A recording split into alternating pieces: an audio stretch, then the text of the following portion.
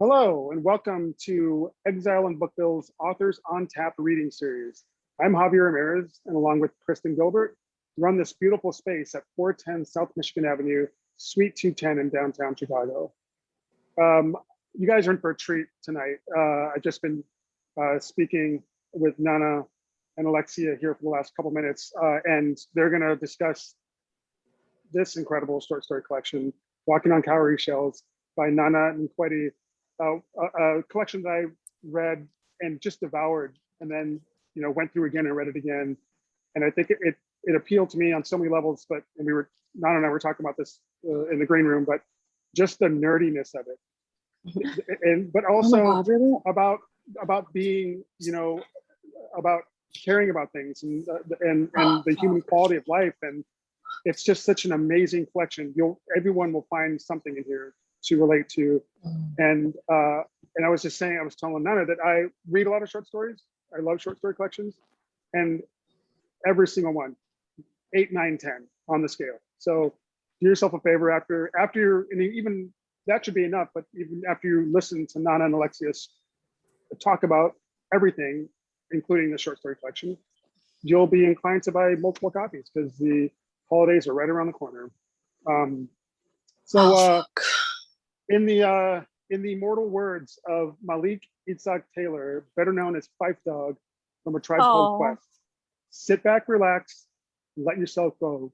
Don't sweat what you heard and act like you know. Which is to say that when the buzz around Nana Nkweti and Walking on Cowrie Shells reaches a fever pitch, play it cool and, well, act like you know, because you should. Nana is an AKO Caine Prize finalist and alumna of the Iowa Writers Workshop. Her work has garnered fellowships from MacDowell, Kimbilio, Ucross, and the Wurlitzer Foundation, among others. She is a professor of English at the University of Alabama. Alexia Arthurs was born in Jamaica and moved with her family to Brooklyn when she was 12.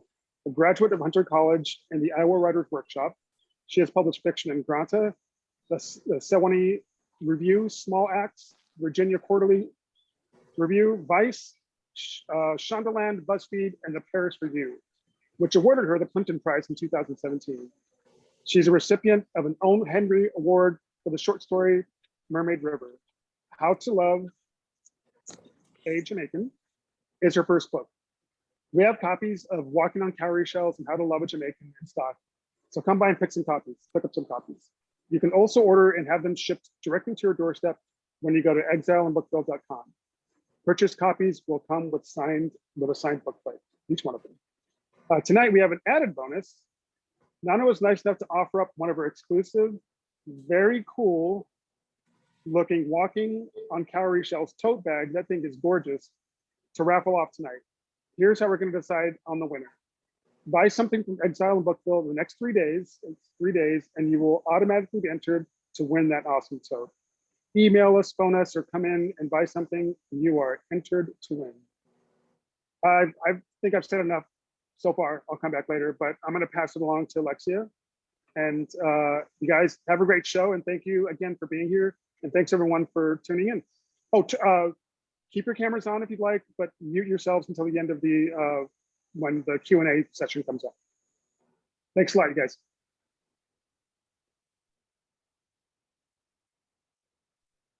Thank you, Javier. Nana, do you want to start by reading something for us?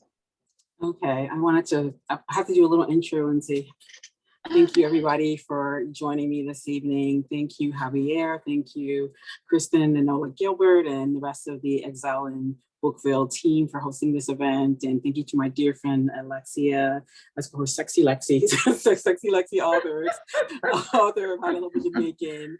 And I'm going to put a little caveat and say, buy Alexia's book, How to Love Jamaican, and buy my book, Walking on Cowrie Shells, and win that tote. Come on now.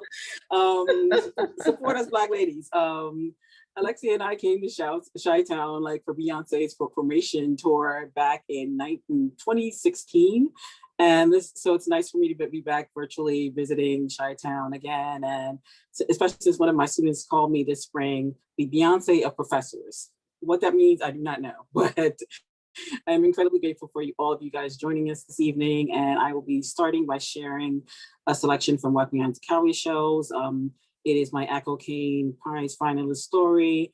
It takes a village, some say. It's a story that's told in 2 volumes. And the initial volume is told from the perspective of these transnational adoptive parents. And the second volume is told from the perspective of their very brash, straight from the motherland daughter who is determined to secure her piece of the American dream by any means necessary. So this is volume 2, There Girl. I give good read, mais je suis rien comme des autres, nothing like them. Those poor telethon kids you scribble letters to and force feed poto rice for just 10 cents a day. Fly haloed, swollen tum-tums begging for your pre-tax dollars. You give and you give and you give again. Hashtag save our kids. Hashtag because you care. No, I am nothing like them, but I made your heartstrings twang with tabloid tales of my liberation from the Salikis, who took me when I was just a small titi and made me their girl. I was 13 years old when she came for me, Mrs. Fontap, AKA Gando, AKA Dukong. First choice had been my follow-back Arabella, last cocoa in our family, age 8, but could pass for the type of cuddly 5-year-old you and your madame know from commercials where happy children TM, eat Cheerios TM, and Lucky Charms TM, and all the world is shine, shine. Bella was très mignon, a doll baby with silky long Hausa hair and sweet as a bonbon manner, so unlike me, my mama's Wahala Pikin. Perfect, perfect, said Mrs. Dukong, eyes squinted and calculating. At the center of our parquet front parlor, Bella was twirling slowly for inspection in a dress Mama had fashioned from the remnants of an old Okripa dress, its tattered lace made fine again by her hand. Mama just sat there next to Mrs. Dukong, quiet as a mumu, head hanging low as overripe popo. I was setting the table for our guest meal, my ever watchful eye, Grandsir, Frida, monitored from the kitchen, neither in nor out. Does she speak proper English? Asked Mrs. Dukong, suddenly sniffing her nose as if illiteracy had a pit-storted stench and we reeked. Do we speak proper English? Swine beef. I wanted to tell that fatty bobolo, nous sommes bilingues. My family had lived in Douala for 10 years now since Mama had come to make market, so we spoke proper English and proper French and pidgin and franglais to boot. Not like Mrs. Dukong with her pili bush pronunciation, grinding up proper into proper. I looked to Frida, who looked at me and shook her head no. So I folded my eyes and sucked my teeth. Mrs. Dukong gave me some kind of eye. Do you have something to say, Zo? What is that one's name again? Mrs. Dukong turned and asked Mama, who without lifting her gaze from the ground said, don't mind her, Mama. Madame, that one is always talking. I only wanted to say that food is ready, Tantine. I capped that lie with my best imitation Bella curtsy. No, Mrs. Dukong replied. I get plenty of appointments them. I know if he chop. I no get time. At this, Mama finally lifted her head. We all stared. For weeks she had been preparing. Shay, Frida, have you dry cleaned this floor? See me this girl. You want Madame to think we have no manners? Wahala Peking, carry that new serving dish and chook am for shelf, where our Bella no fi reach am. She had been bartering her skills for weeks to make this dinner perfect, to buy Gary that was a fine gold dust. Miraculously weevil sef. For goat meat to put in the egusi stew, the butcher's wife had received 3 Vlisco Dutch wax attires sewn gratuit, free. What made her too good for the bongo fish we usually ate it with? And why did we have to make show for people who were begging us for a child? People who were teething my sister. You'll not sit and eat small, Madame? Mama asked. I made the food special, secret family ingredients. No, I cannot, Mrs. Dukong repeated. Mama frowned. We smiled. savoring the thought, licking our lips, our bellies biting. Very well, Madeleine, Mrs. Dukong finally says, I can see you went to some trouble. Pack the food, I will taste it and dash the rest of my night watch. She smiled at her generosity. I was vexed, Sute. That woman with all her joro chins wobbling, had she ever missed a meal in her whole life, making me a langa dog sniffing for scraps in my own home? I took the plate to the kitchen as instructed, but I scraped half into a bowl for me and my sisters to eat behind the house. The rest I put in my mom's best new dish. I mixed in some tap water to puff it up again. I placed it on the floor between my legs. I squatted to add in some of my own secret family ingredient. Thank you. That was beautifully read. Thank you. I love that story. One of the delights of reading this collection was the fact that I read a few in graduate school. I read that story that you just read. I read Kinks and a couple others, where I recall you talking about different stories that you were working on in graduate school. So it felt especially gratifying as a reader to recognize stories and how they've grown, and now they're in a published book. So I'm really curious to hear about the life of this collection. Did you set out to write this collection, or did the collection happen? Was it a more intuitive process? Yeah, I think sometimes this thing is all like impulses, and you never know. Like, I think some people have an idea if they're going to write, they have a manifesto in place, they're going to write stories about this, right? I know in general, I tend to like to write about Cameroonian Americans or hyphenated Americans, people from similar backgrounds to my own with that multicultural perspective. I knew I definitely wanted to write about women in particular. It's not something that I'm thinking, hey, I'm going to write this feminist manifesto, but I'm constantly interested in in placing women at the center of their own stories and having them have their own agency, or if they don't have their own agency, exploring and understanding why that is. So those kind of leitmotifs and overall themes start to emerge over time. I never really set out and said, hey, this story is going to go into this book. I'm going to write a collection. I just, kind of go where my creative instincts take me. Sometimes I was interested in experiencing writing about Afro-Christian spiritual warfare. So the Deborah's a Liar came out of that. That was happening in the churches around me. My family members were very big into the African charismatic church, and I wanted to kind of understand why and what its allures were, and that kind of interrogation and understanding and seeking to understand through writing just helped that story be born. So it just happens from different spaces and things that I'm interested in generally, and then maybe different areas and moments in my life that make me want to kind of test the waters with a particular voice, or test the waters and deepen my understanding of something in the world. That definitely happened with the Devil's a Liar around religion and Afro-Christian spiritual ideas. It definitely happened in Kinks when I had a very interesting and earth-shattering breakup, and I was just like, what happened there? Let me try to figure out what that relationship meant to me. And while these characters are not me, in some ways, as being a writer, sometimes they're avatars of some of your emotions, or they're there, but for the grace of God, go you, or and you kind of you visit different aspects and try to kind of not reframe, but just kind of interrogate various ways things could have gone. So that is what happens, and sometimes with stories and then it ends up making itself into a collection, and that's a wonderful thing it does. But I was never sure that this is going to be a collection. So then at what point did you realize that you had a collection? Well, when people say that you got enough stories, right? Honestly, because for a while when I was interested in shopping, I had enough stories. I had written about 13 or so stories, and I was like, oh, I want to shop this around.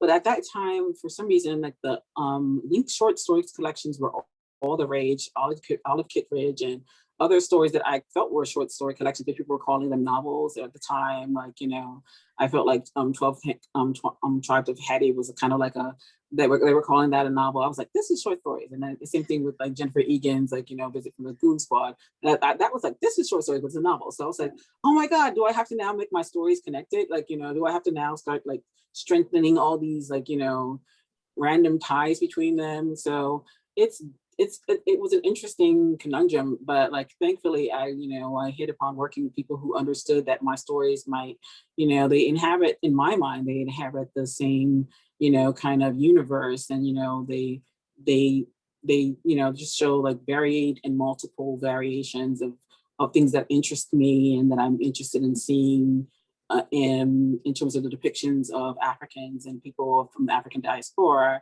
And they don't have to be of a type. They don't, the voice, and I don't think, I mean, I work with Ray Wolf, and they were publishers who realized, like, you know, that they could be separate and do their own thing. They did not have to be, you know, like have every narrative voice didn't have to be the same narrative voice. Every, you know, space didn't have to be, every story didn't have to be a Comic-Con. Every story didn't have to be a Mommy Wata story, you know, that I could, you know, let my writing, which is, you know, one of my, you know, the things that my interest in writing and the lyricism of words do be like a, you know, a thread, and then just my interest in being diverse and doing interesting things on a page be a thread. So that was what happened. The people were just like, okay, I can see that, you know, you have to work with people who see that. If not, they're gonna be like, why doesn't this one sound like story 3 sound like story 2 or story 5, you know? So I like this comment from Amanda Casar. Huh, interesting. So when I had, maybe, I don't know if I told you very much about my experience with my short story collection, Anna, but I had 20 something stories, and at a certain point, yeah, you told me, yeah. My agent was like, you know, you have 20 something stories. Do you want to, are we going to do this? So I had to essentially pick the stories that were working together, the best stories that were working together, which was a really long and hard process. And a part of the challenge for me was the sequence of the collection. Having to figure out how the stories were speaking to each other, and the rhythm, and how all that could be communicated through sequence. Did you think very much about sequence as you were putting the collection together? First of all, like I have to say, 20 stories, like you told me that story, now, like, you know, that tale of having to, it's like kind of like the cull, or like culling your children. I was like, oh my God, I feel like such a Sophie's Choice, like where, you know, I know that those other stories will have an incarnation in the next book, but in that moment I was like, no, what happened to the other babies? You know, I was like, oh, Alexia, sorry for that. But yeah, I know they're gonna find many it. of them are not very good. I think that most of the strongest stories made it. They made the cut. Yeah, I was telling like Javier, like, you know, because I had the benefit of working with lovely writers like you, and you know, having people see my work, you know, I didn't have a lot of filler stories. Like I didn't actually, I feel like I don't have filler stories. I feel like if a story is in this particular collection, it's because it deserves to be there.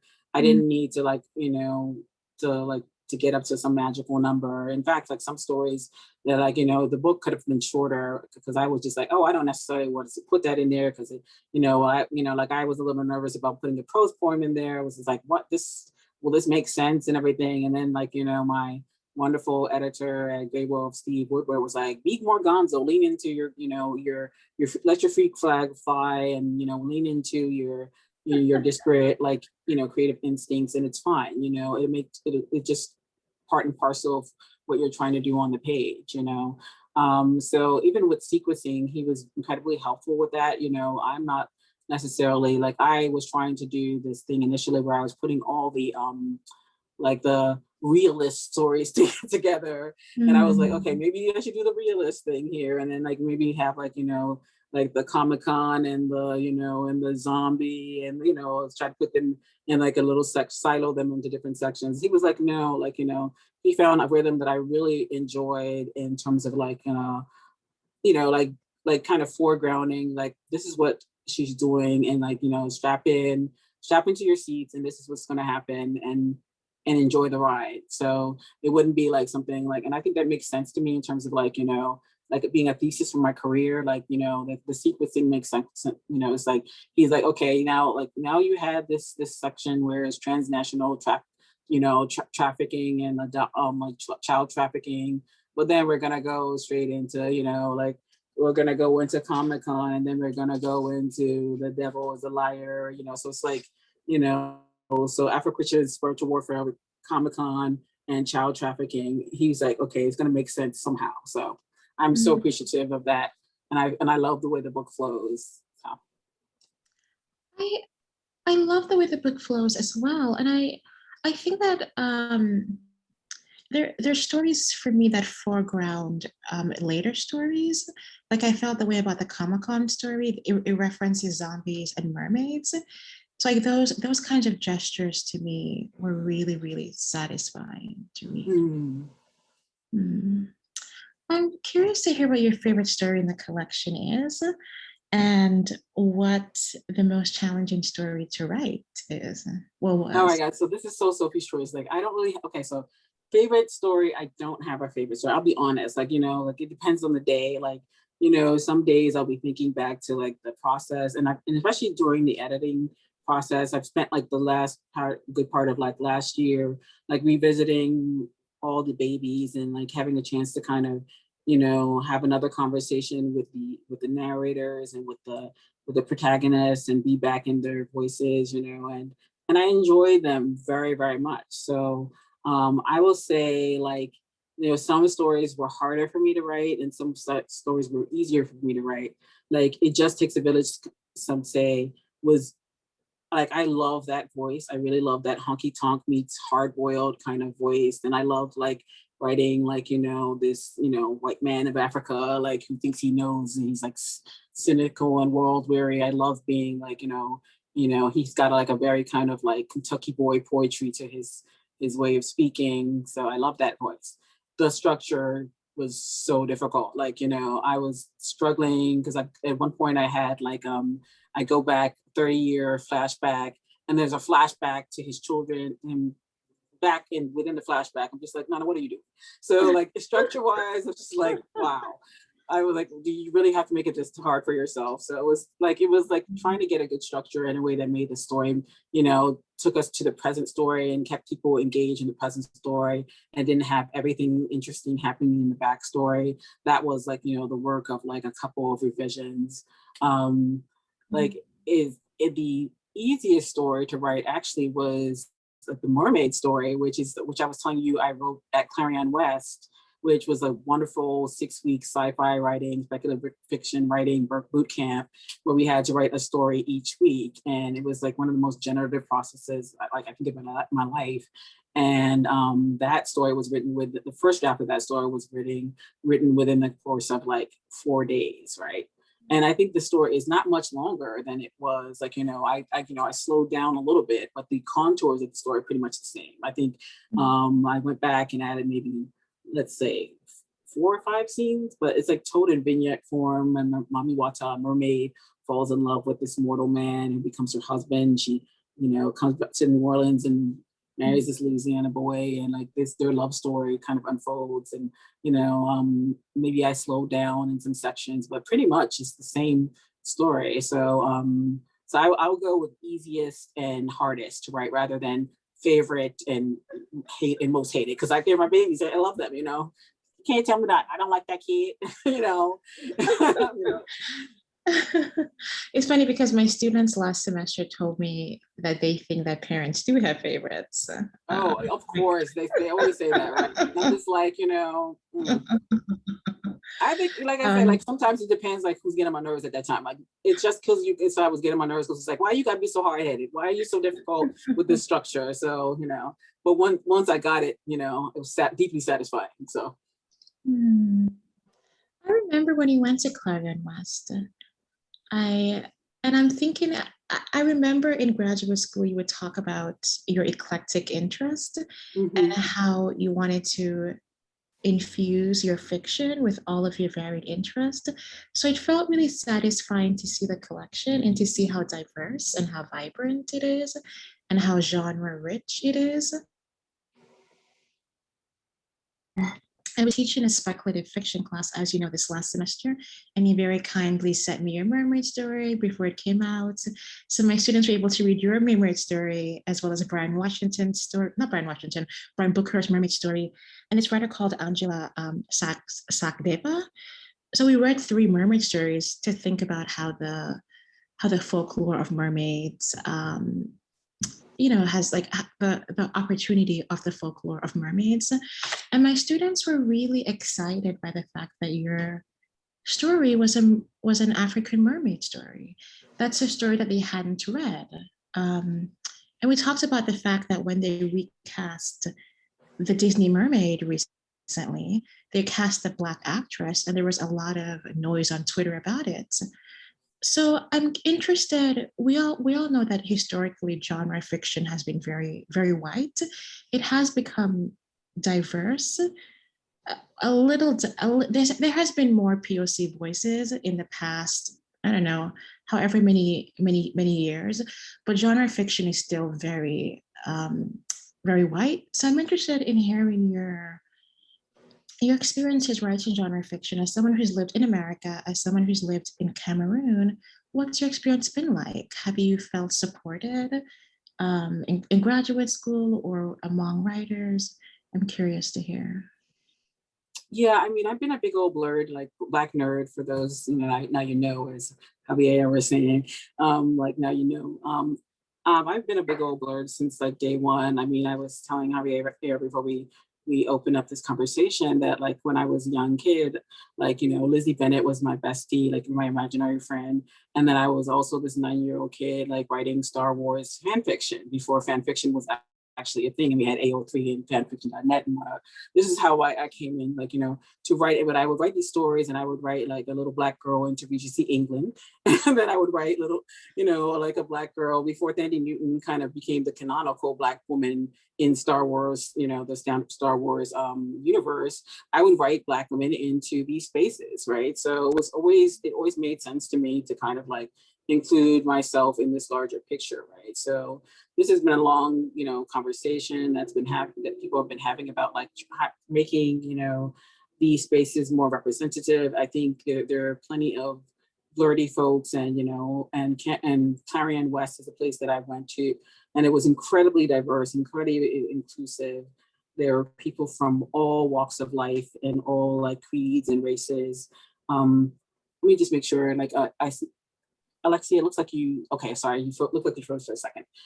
So I felt incredibly seen in those spaces, but even within that space, like at Clarion, there had been this whole big issue, this sad puppy movement where a lot of these like, sci-fi and speculative fiction fanboys were upset because they felt like the genre was becoming too, what they thought was too PC and too POC and too like, inclusive, right? So they were talking about, what about back the days of yore when we always just had like our space operas and lasers and pew pew pew. So like, they did this whole movement to kind of basically rig all these major like literary, speculative fiction literary contexts, right? And actually were successful for a while until some people actually had to there was like a pushback.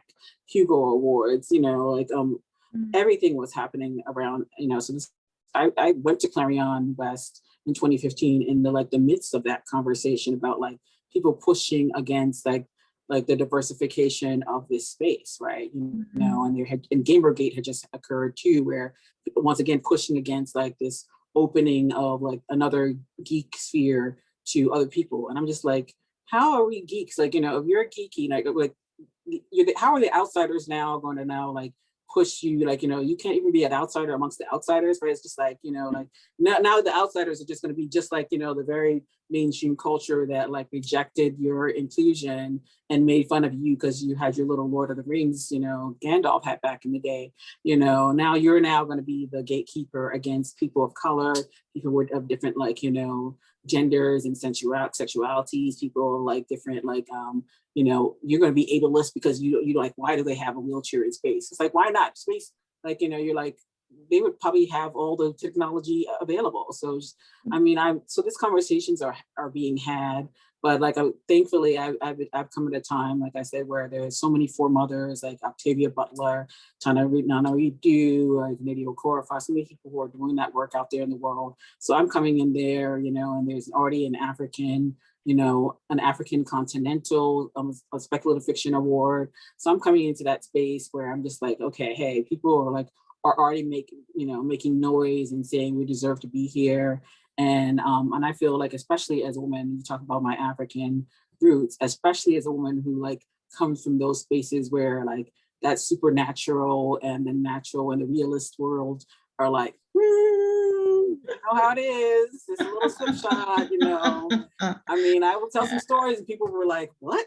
And I'm just like, yes, that's not like this. It's real. Like my mom, like I use one of my own stories and one of the my collection. Sometimes I cannibalize my own life, like the whole little, like I was having trouble sleeping. My mama got a little sachet from the medicine man and everything like that, and put it under your pillow and all that stuff like that. That's my story. Like, I mean, I'm not gonna say, oh, mom, I don't believe in that stuff like that. Like she's like, whatever. I'll pray in church, but I'm also get that little medicine man sachet to make sure you sleep good. So it is what it is. You live in those spaces where there's a kind of like combination of these belief systems. So it just comes naturally for that. It just makes sense for me to explore that. So. Interesting. How do you negotiate? I'm curious about that because like whenever I teach speculative fiction, or whenever what I'm trying to say is I have a weird relationship with how speculative fiction is defined as speculative in this country, because I'm Jamaican. So the stories in my collection that people see as speculative, for me, are not speculative. That's just how life is. Ghosts exist, duppies exist. Well, exactly. Duppies, I'm gonna put roots on you, Yeah, exactly. So I mean, that's the kind of stuff, like, I think that because they come from our cultures, people call that, we're calling it magical realism, So, I mean, whatever. So I'm like, okay, whatever. Like, I think speculative fiction is like maybe like the more umbrella term. So it's not like sci-fi. It's not sword and sorcery, fantasy. It's anything that has a little bit of what people might think the supernatural, the extra natural, some Fortean phenomenon, something weird this way comes. And I'm fine with that including like, African folkloric traditions. I mean, I'm actually like, the Mami Watas have been around. I mean, that whole kind of like, Cameroon is across that coastline, right? So there are seafaring people across that line. So wherever there are those seafaring people, there's those ideas of like, sirens and like water deities blessing your ship, and or vengeful deities making, which don't let you have a good catch. So that idea, like, is, as you say, like, you read it from, your students were reading from all over the world, because that idea is like universal, right? And I love the idea of like, when I was writing the Mami Wata story, I love the idea of the Mami Wata also as succubus, it's kind of like an avatar of people's fears for like, feminine sexual agency, right? Like, so there's all these ideas, like, whenever like you're a free woman in the world and you're sexy and you're owning your sexuality, either they're gonna call you a witch, or you're some kind of succubus, So it's like you're the wanted woman who's leading men to the downfall. So I loved kind of leaning into that idea, in that story. So. Interesting. Mermaids operate in a similar way in my collection. In one of the stories, I think of mermaids as a way to symbolize transgressive sex, queer sex. Interesting. I hadn't. That's a cool connection. That's why you my friend, girl. That's why you my friend. I want to talk about zombies. I love zombies, and I know that you were a fan of The Walking Dead. I don't know if you still watch. I stopped watching after Stephen. What is his last name? Stephen Yeun. Yes. Yeah. When he was killed off, I had enough. Yes, I think a lot of people got like, they were like, you guys killed Glenn. Sorry, spoiler alert for you guys who don't know, they killed off Glenn. Yeah, yes, Glenn was killed. Yeah, I mean, but that was at least 8 years ago, maybe No, 7 but some years people ago. are still making their way. Like some people are just now discovering walking. You know how it is. You know. The So. pandemic year, people watching TV, right? Mm-hmm. But yeah, I love zombies. I've always loved zombies. Reading your zombie story, it just kills you inside, is what it's called, I believe. It's a story I've always loved. I read it, I think, in graduate school or maybe soon after graduate school. So it was really cool to see how this story has lived on. Um, it reminded me of Nana, what is his last name? Nana Kwame short story called Friday Black, which is a story about a zombie plague. It's a story that I think zombies, in that story, my experience of that story is it's using a zombie plague as a way of critiquing um, the capitalist economy. It takes place at a mall on Black Friday. So I was curious about about the allegory of zombies in your story. I experienced it as a critique of the ways in which the imperialist colonial racist roots of how people perceive Africa in a global sense. That was my understanding of the allegory. I'm curious to hear some more about the roots, about how you came to that story, and why zombies. Yeah, so I'm a big old nerd, as you said. Like I love Walking Dead. I mean, actually, I fell off to, you know, once they killed off my Carl. But then I came back again, and I was like, okay, then then Rick. So I tried, you know, like, you know, you go through these love affairs. I mean, it's a long running show. You go through these little love affairs with it, and then it falls out of favor because you're just like, could you stop it? Like, you know, stop killing off my fave right now. And I also a big fan of Max Brooks' World War Z, not the film, but the actual book. It's excellent. And that particular story, you know, and plus Lee K. Abbott's writing kind of made me want to write in that honky tonk voice, but then also I wanted to tell a story about, you know, a zombie romp, right? So I was interested at that time in writing about like, you know, about like the African politics. I was interested in writing about dictators. I was interested in writing about some of the things that I was, you know, had tried to kind of unravel or untangle in my mind from having lived on the continent and being under various political systems. And at the time I was trying to write a straight story. And then I just started saying, oh my God, I can't deal with this right now. I'm like reading all these like, you know, like stories about like, you know, I was reading like Idi Amin's The Last King of Scotland. I was reading all these other stories, white papers on dictatorships. And then I just decided, hey, okay, I need to get my mind off of that stuff and just write like a straight zombie romp and just have fun. And then all that stuff came back and it was just like, okay, now you're gonna tell this stuff. So it just ended up being that way. I didn't expect it to be like so political because I had my political stuff I was gonna write in my realist story over here. And then I was taking a break, writing something fun and light and zombies and I'm gonna eat your brain and rah. I was doing that. And then it ended up being like, you know, some of those things I wanted to kind of interrogate about like, you know, the politics and what it is that keeps like, you know, Africa constrained or at least seen a certain way. And then I ended up having that white man in Africa be this flim-flam man, be this kind of sneakaway salesman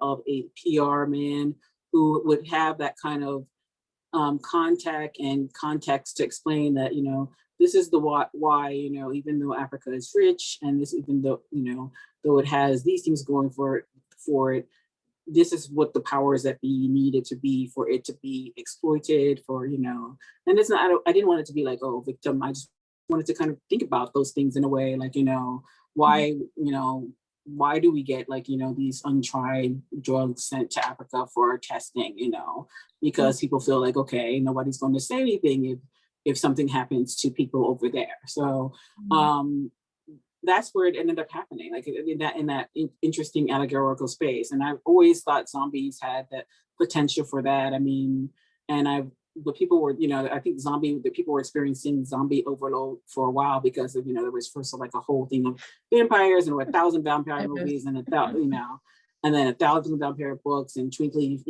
twinkly skin vampires, and then same thing with zombies. And I was just like, well, zombies have always intrigued me because they've always been reinventing themselves, right? I mean, zombies, have always like been an allegory. Like, I mean, when we even go back to the first zombie movie, George Ramirez, they were saying like, like maybe Night of the Living Dead, there was a Black man at its center, right? Some people have like looked at it, from a critical race perspective and looked at that zombie story as an allegory for race, right? So there's many different ways, that you can look at zombie stories. Like, I mean, we've had some films. I mean, there was one story that was based in a mall. I haven't read Friday Black yet, but like another George Ramirez film, which was based in a mall, like, in his zombie sagas, and there was like a critique of late stage capitalism, right? So my zombie allegory is like speaking to the idea of like, who are these monsters, right? They're not necessarily these these zombies themselves, right? But this kind of machine that needs a monster, that needs a scapegoat, that needs particularly a whole continent or a whole peoples to be, the less than on the totem pole, so that it can make sense of itself, kind of like, so that was what I ended up exploring in that zombie piece. Plus it's fun. There's guns and there's some shooting and everything like that. But it was just like, a chance for me to kind of look at some of those things that had interested in me, for so long. Oh, fascinating. So this is related to everything that you just, I think we have time for one more question. What is it? And I think about this a lot as a Jamaican writer. Like, what is my relationship to nationality, to my cultural inheritance, and what does it mean for the work that I do and the kinds of writers I'm in conversation with? So I'm curious to hear, what does it mean to you to be an African writer? What does that mean? Yeah, I think it was so interesting because what I would say about the writers I'm in conversation with, I definitely, I very much, consider myself a hyphenated African writer because that I'm in conversation with, yes, like, the Chinua Achebes, the Wole Soyinkas, the Chimamanda Ngozi Adichis, the Boyoyos, like, the Jessies, and like, actually, Jessies are hyphenated like me, but like people who are from the continent and writing in that continental space, what have you, like I feel like I'm in conversation with that African literary tradition, but I'm also in conversation with like other hyphenated American writers like me who, like, let's say like Lan Samantha Chang, the director of the workshop, speaking from this, American-born ABC, American-born Chinese ABC tradition, writing tradition, speaking from like the Desi American, like, that's, like Jhumpa Lahiri, speaking from that tradition. Like, I feel a deep sense of kinship with writers who like are writing from that third cultural kid position, because that's where I grew up in that liminal space, like for me, sometimes my characters that I write, their perspective, they're like Africa to them is a place that I've never been to, it like exists, in their imaginings and the stories their parents tell of back home. It's some place they hope to get to but have never lived in. I mean, that is not my experience, but that there are experiences of characters in my book that's where they live, yet they still have a deep love, or maybe sometimes they have a deep misunderstanding, based upon what they've been receiving from like American and Western cultures, right? Of receiving about stories that are being told about Africa. So I definitely, as in terms of when I think about my own representation, I wanted to write about characters and people who have those two cultures and sometimes take from both of them.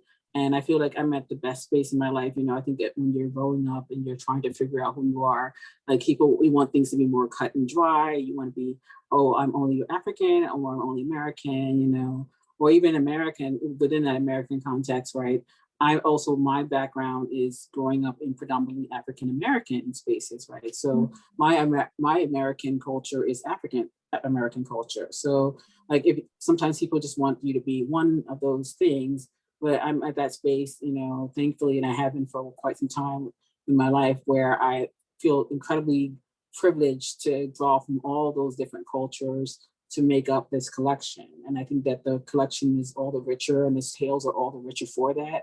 Sometimes I have those different identities in combat because that is life, you know, before, you know, and they have been in like it, there has been dissonance in my life at different points, you know, sometimes, you know, pushed about from other people on you, you know, like I say, gatekeepers, they love to gatekeep. They're like, oh, that's not African. And you're just like, why do you want to have this singular idea of what is African or what is Black or what is this when we already complain that, like, you know, outsiders do that to us and make us a monolith, right?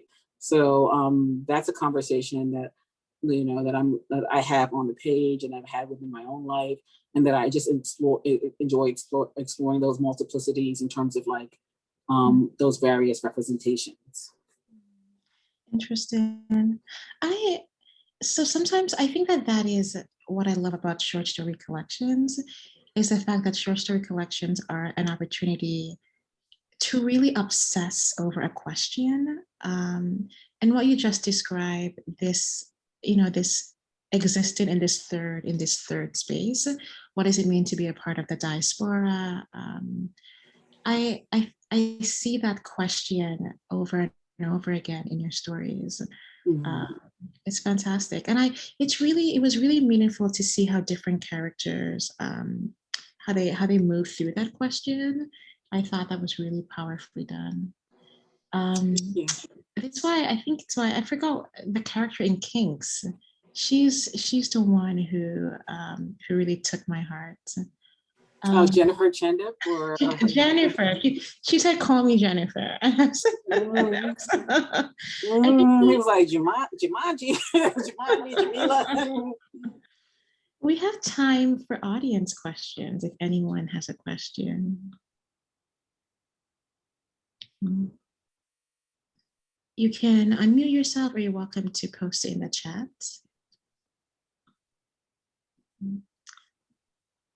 In the meantime, Nana, I want to ask you, you are so good at story titles. How do you, all of your titles are really spicy. They're really, they're compelling. How do you come up with your titles?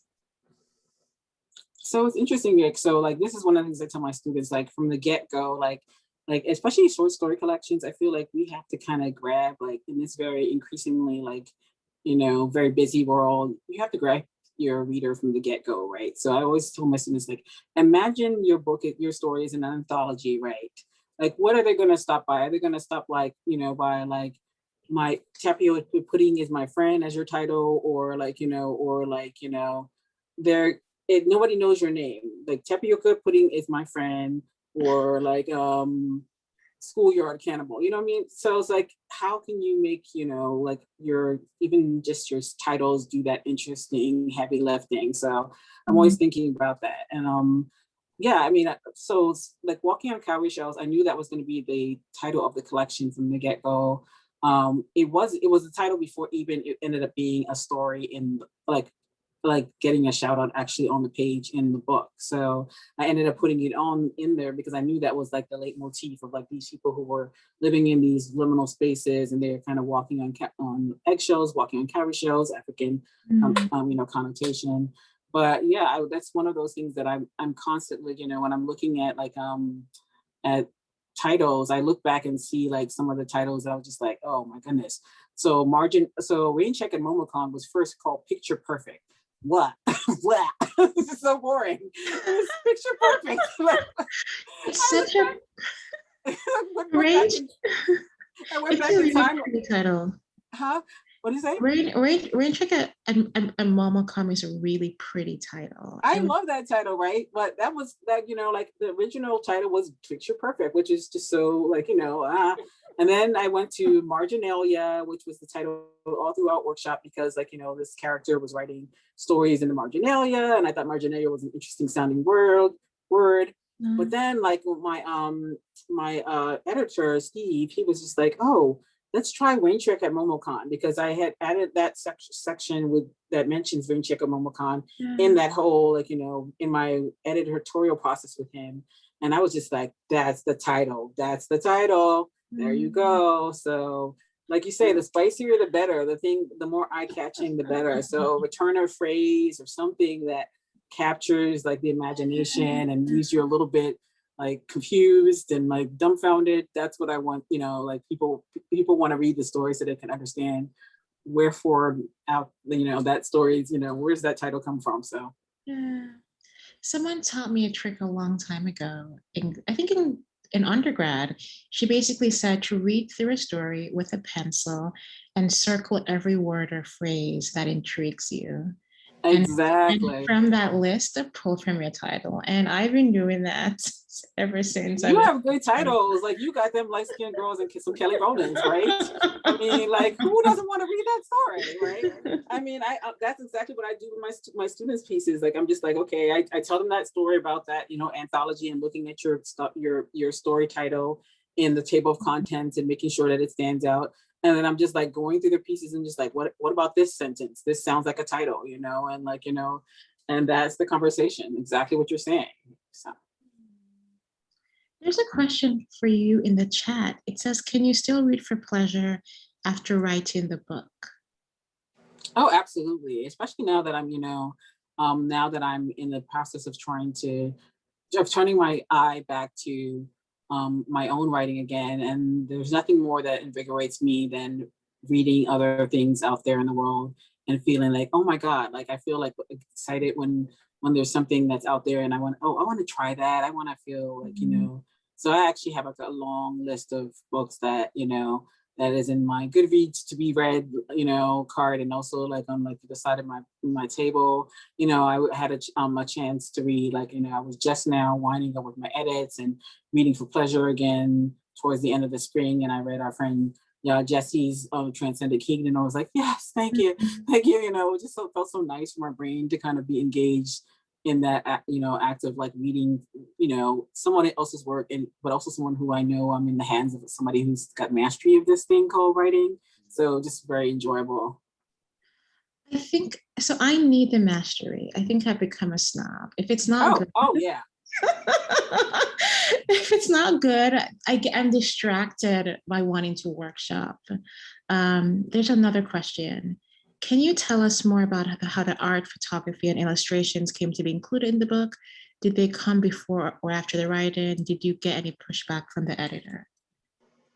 Oh no, thankfully, like, okay, so like I knew that I was gonna have this ekphrastic work, right? I knew immediately that there was gonna be, I mean, especially the pieces, like the graphic novel, the Comic-Con story was absolutely going to have a Comic-Con piece, like a graphic novel element in it, an illustration, because that was the world that we were steeped in, right? This is the world of comic books and like, you know, that wonderful anime and manga imagery. And so I knew that from the get-go. So I actually, that piece that's in there was, I had somebody on freelancer.com, just like, you know, I hired somebody to make that illustration for me. And like, it ended up being the final thing that was in the book. And I was just like, oh, I didn't expect that. I just was like, look, I just tell people like, this is what I want. Let's do this. So it was just supposed to be illustrating that this is what I want. And thankfully I was working with people who got it, you know, like it just made sense, you know, because I have a character who not only are they at Comic-Con, but they also have these very MIDI-esque Technicolor reveries, right? So I was just like, if they're having these huge, vivid fantasy lands in their head, I want to be able to represent that visually. And ditto with the Schoolyard Cannibal, that where there is like a lot of focus on images of Africa that are, you know, and the meaning that is made sometimes towards the negative when you see your images of yourself recurring over and over again, you know. And I think it was important for people to see that this is the image, right? So it's not just a description of the image and saying, okay, this is what is damaging maybe to that young child's psyche, but for them to see for themselves that this is what was being fed, you know, to this young child. So that was incredibly important for me in that piece. And actually there were a lot more images in the book. Like I remember in the Kinks, there was like, when I'm talking about the card in the beginning there, I had actually made like a whole like African hair braiding card. And I want like, you know, and I was just like, oh, I would love to get a number. People call the number and then I'll like, you know, and then there'll be another story that's told about the African hair braider. And I might do that, I mean, because that's how my brain works. But there was an image in that as well. So there were like many images throughout the book. And I actually called back a little bit, you know, but my editors, you know, like I said, it was very important for me to work with publishers who got where I wanted to go. So there was never any pushback. They got what I was trying to do, and we ran with it. This is such an innovative short story collection. One of the more innovative short story collections I've ever read. I feel this, the blog, this what is Oh, this? the QR code at the end. Yes. Yes, y'all. So there's a QR code at the end, And my my friend is dating one of the men listed, one of the categories. So I almost sent the blog to her, but I had to catch myself. I don't want to be disrespectful because some people don't want that kind of honesty, but I definitely almost. Well, it's not you. It's just a story you're asking your friend to read. It's not. You don't have to say anything. So for those who like, so at the end of my story, Kinks, like, you know, at the end of the last story in the collection, like I mention a blog in the story, and then I have a QR code which links you directly to that blog that I mentioned within the story. So there's some other like kind of like immersive online stuff that kind of ties in and deepens your understanding of that world. Yeah. So cool. Yeah, I wrote that story like, once again, like hijinks and fun. I was interested in writing in that kind of like internet-y voice, like, you know, where they, you know, instead of saying us, you know, I swear to God, it'd be like, I swear to God, you know, like, it's just, I love that kind of voice. I love writing in different voices. Like, they don't told you, like, you know, told you, the told you is like TOLTCHU. I was like, I gotta write that kind of, like, you know, Retta, Lovey, Ajayi type of voice. And like, so I just did it, you know. So that blog voice is on there for people who want to tie into the collection. Plus a glossary and some playlists and music and soundtracks and all kinds of good stuff as well. Her website is fantastic. I would recommend checking it out. And Nana, I do see why your students call you the Beyonce of professors. It makes sense. We're out of time. Thank you all for being here, our virtual audience. Thank you. I don't know if Javier is. We're not we don't have to. I mean, I'm going to nerd out for a few minutes with you guys. If you don't mind, if you guys don't have anywhere to go in the next 10 minutes, it's okay if we go over. There's so many great things that you guys discussed that I want to sort of elaborate on. Alexia, the Friday Black, incredible collection. That first story is just wow. And I did think a lot about that when I read Walking on Cowrie Shells. Just the innovation and the eye to detail and just the way it made me feel, you know. But that Friday Black, that story really reminds me. I've talked to booksellers about this. It's how we feel during Christmas. Everyone just wants that book that you want, right? And people are pulling on you, and you've got to like monitor everything as it's happening. It's pretty brilliant. But you know, you were talking about World War Z, Nana. I absolutely love that book. I don't think anybody can write anything like that again, because it's such the anti-zombie. It's not really a novel. It's stories. And one of the best descriptions I ever heard about that is if Studs Terkel wrote like the Good War, but based on the zombie war, it would be that book, because it's. I mean, right. Like, so don't get me, Javier. I can go on next books, like because I go on, like, you know. I was telling, like, you know, one of my colleagues about him, and I was like, you know, this guy gets, like, you know, like people from the military, like, you know, war game people, they come to him and they actually like give his books to the World War Z book to like cadets, so they can understand like how foreign nations and how the military will probably, you know. Oh, I didn't know that. That's incredible. Yes. Oh my God, he literally has, like, you know, does like these type of like contingency plans and war games with, you know, with these military institutes. Wow. Because this understanding that he did so much research into the psychology of how world leaders would act. And there was, when COVID happened and the pandemic happened, people were coming to him and saying, wow, your book was so prescient. World War Z was so prescient. And he was just like, I'm just a student of history, guys. Like, you know, this happened in 19, like, you know, the anti-maskers happened during the Spanish flu in 1920. So it's not like I'm sitting there and saying this anti-maskers things. He's not, you know, he was just so detailed in his understanding of like how governments, militaries, like human beings would behave in those type of, you know, situations that like, anyway, I'm a big Max book fan, so yes.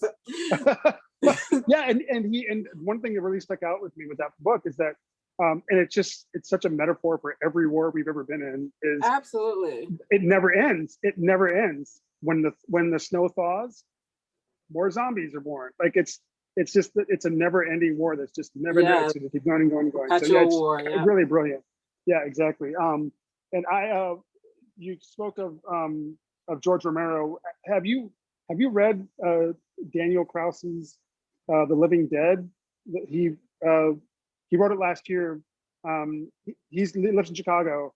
He was approached by the Romero estates because, you know, George Romero died, and to finish this epic novel that George Romero was writing.